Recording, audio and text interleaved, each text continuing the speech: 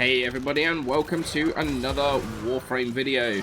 So today we're going to be going for a bit of a suggestion from the comments, and that is from Sakutsu89, who wanted to see an updated video on the Ogris. Now the Ogris is a weapon that we're all very familiar with, because it is the weapon of the Grineer Bombards.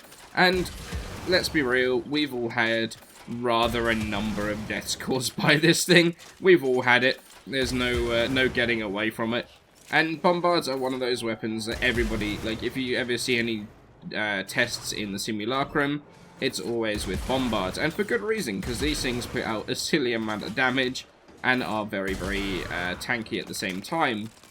But in terms of the Tenno version, it's a dojo version, so you have to be in a clan to get it. It's not too expensive to build, although it does require Detonite to build.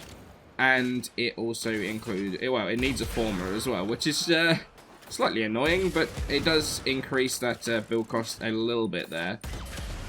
In terms of the stats, it's all damage being done as blast damage, which is, I mean, it's not the strongest damage type, but it's not so bad either. It means that with the decent status chance, it's going to proc blast fairly often, which is not a bad thing for sure.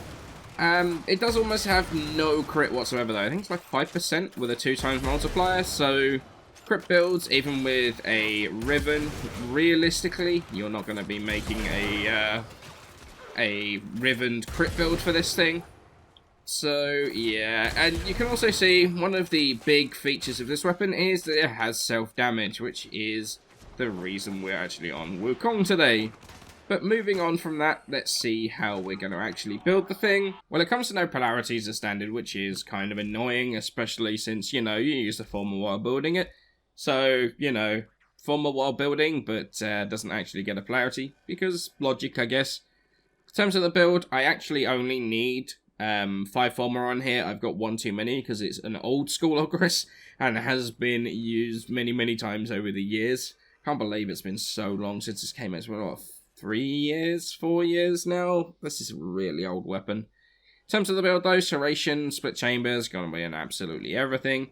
We got Firestorm, which is increasing the area of the explosion, which makes things really nice.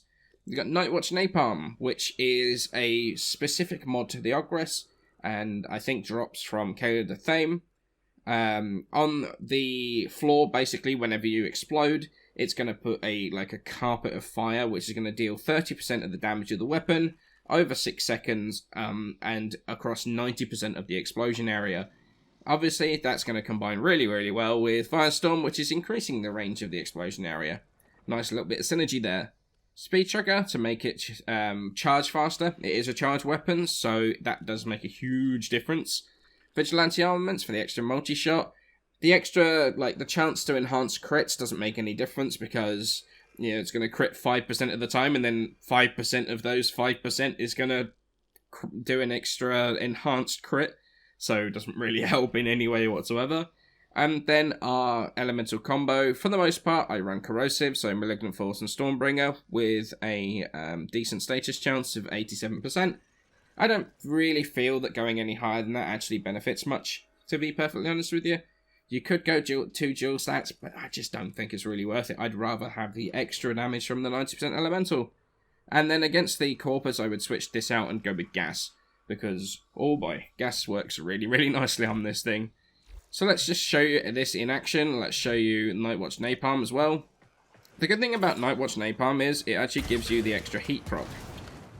So, as you can see, the heat proc means that they're all, dancing in the spot.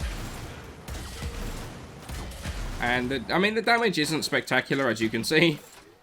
It's not... It just really struggles with heavily armored units. It really does. So... But as you can see, Nightwatch Napalm works really nicely for keeping an area locked down. Because any units that will be trying to pass through there will be stuck in that heat proc. So, yeah, it works really nicely, I think. If you don't really want to use that, though, because it's not for everybody, I would get rid of that, and that's where I would put a Tech and Dual Stat in there. Let's go for Jolt, not Jolt, High Voltage. Always get those confused. And that makes things, obviously, you're going to hit a lot harder, and you're going to proc the corrosive a bit more reliably. There you go, all the corrosive procs, and that definitely does help with these heavier armored units. Is proccing more often. There you go. It definitely kills a lot quicker, but I like the added utility of Nightwatch Napalm personally, but it's just one of those sort of personal preference things. We'll switch this out for gas, which is, I think, we're going to go with this. It's Malignant Force and Hellfire. There we go. I can never remember which one gas is. I always end up doing Blast by accident or Viral by accident. Really, really... There we go. We're going to go straight up with Thermite rounds. And we're going to go with high status for this one. Let's just switch these out for a bunch of techs. Tech. Corpus tech. Let's go with like 8 of those. We'll simulate them. And you'll see that like the gas works really nicely on this. There you go, look. Against Corpus, this thing absolutely shreds when you start putting gas in there. It's really, really helpful. So, it does struggle against heavily armored units, but against everything else, it absolutely shreds. It really does. There you go, look. Those are they're only level 100 techs, but then realistically, you know, these are sortie level techs. And you're never going to come up against like 8 of them at once. And at a decent range, you can also kill them really nicely too. I think they're all dead. Yeah, there you go. So, this is sort of how I would build this thing. I don't think there's a huge amount more I would do in terms of personal preference mods. You could do with flight speed, because I think Terminal Velocity works on this. There it is, Terminal Velocity, that could work. You could gamble and replace Speed Trigger with Vigilante Fervor. And hope that, you know, the 5% of crits then has the 10% chance to upgrade. I don't think it makes a lot of sense personally, but it's definitely something you could do if you wanted to. The Bane mods work pretty nicely on this as well, especially if you're messing around with gas. So there's a bunch of little bits and pieces you can do, and obviously Nightwatch Napalm in there as well. This actually doesn't work so well with the gas build, I would say. Because it doesn't combine into the gas. So yeah, I mean it does sort of hold them all in place, which is the nice thing about Nightwatch Napalm. It sort of holds them all in place and allows you to get your follow-up shots a lot easier. So definitely something to look for there. So with all that said and done, how do I feel about the Ogris? Do I like it? Do I think it's worth the effort of maxing it? And do I think that the sort of return on investment is actually good enough? And the answer is, I mean, it's hard to recommend the Ogris.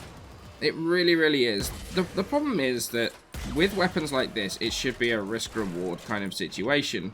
Like, it really, really should. But at the end of the day, I don't think the reward on the Ogris is actually good enough to justify the risk to yourself. Like, the huge amount of self-damage that you take isn't really, like, I don't know, the payoff isn't good enough. It just isn't. And I think that that's a real kind of problem with it, to be, like, really honest with you. There are so many weapons that are fun to use, that are just more effective than the Ogris. But without the risk to constantly blowing yourself up. Like, with the Ogris, you're constantly having to try and figure out whether you're able to fire or not, whether you're gonna kill yourself.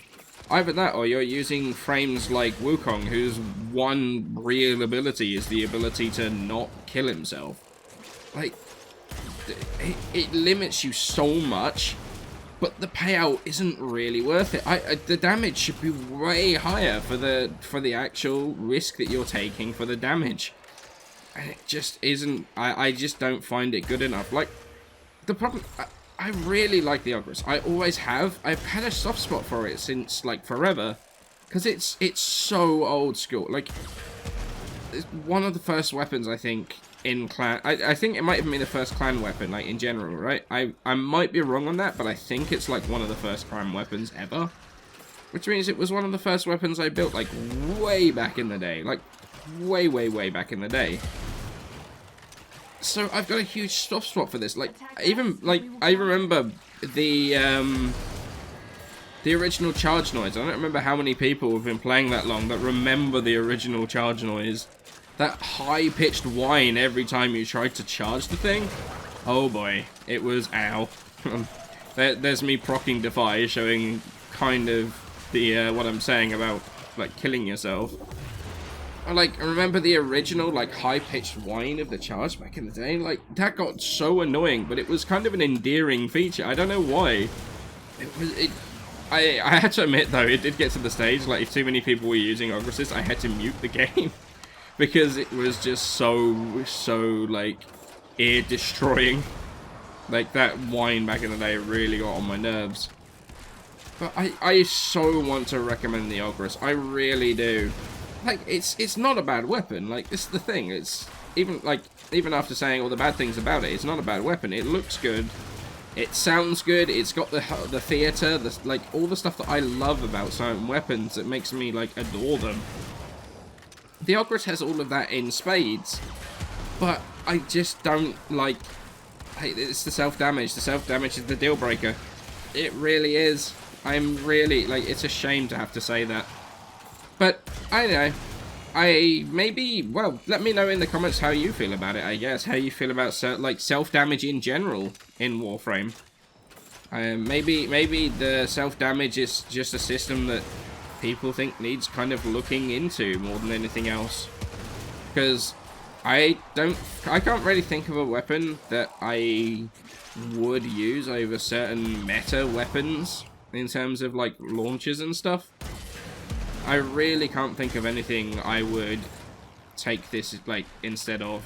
I really can't, because I just don't think it scales well enough. Like, I mean, you saw how long it took to take down level 100 heavy gunners. It's, I don't think, yeah. I guess the TLDR of me sort of rambling and going on about stuff is that the payoff of the damage just isn't worth the risk to your own health, I think. It definitely makes life more interesting, that's for sure, especially if you're not using Wukong to try and avoid the damage. Ow. I mean, there you go, like, even there, I didn't manage to kill myself, but I was very, very close to. I managed to proc corrosive on myself as well. That's the other downside of having the status effects on your Ogris, because you can accidentally hit stuff, or hit yourself even. Like, even there, my teammate could almost have killed me there.